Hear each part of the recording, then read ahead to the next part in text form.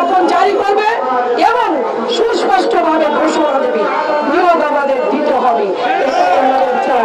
আমরা আশা করব আমাদের মাননীয় উপদেষ্টা মহোদয় অবশ্যই এইদিকে সুদৃষ্টি দান করবেন।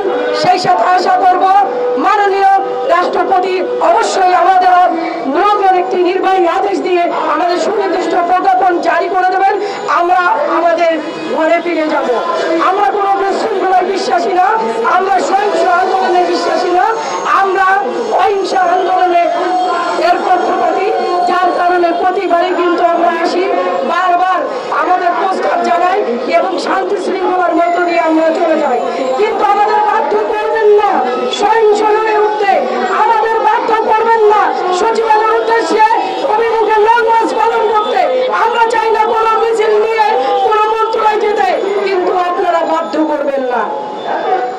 আমরা চাই শান্তি শৃঙ্খলা ভাবে এখানে থাকতে এবং 12টার আগে যদি প্রজ্ঞাপন জারির কোন নির্দেশনা না আসে, যদি শিক্ষা উপদেষ্টা এই বিষয়ে কোন রকম আদেশ জারি না করে, রাষ্ট্রপতির কাছে যদি আমাদের বিষয়টা তুলে না ধরে, তাহলে 12টার পরে সচিবালয়ের অভিমুখে লং মার্চ পালিত করা হবে। সেই আশা পূরণ করে ছাড়বো এবং আমরা আমাদের দাবি আদায় করেই ছাড়বো। এখানে যদি কয়েকশো লাশ পড়ে যায় যাবে, অল্প আছে তাতে কি আছে ভাই নাই, আমাদের তো মরেই আছি তাই না? নিয়োগ বঞ্চিত হয়ে যেহেতু মরে আছি, তাই আরেকবার মরণের কাছে যাব। সমস্যা আছে কি?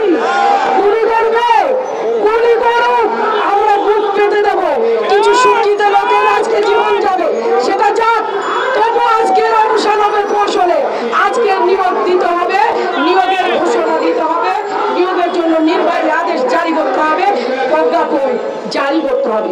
সকলকে ধন্যবাদ। আশা করব আপনারা এখানে যারা উপস্থিত আছেন ঘোরাফেরা করবেন না।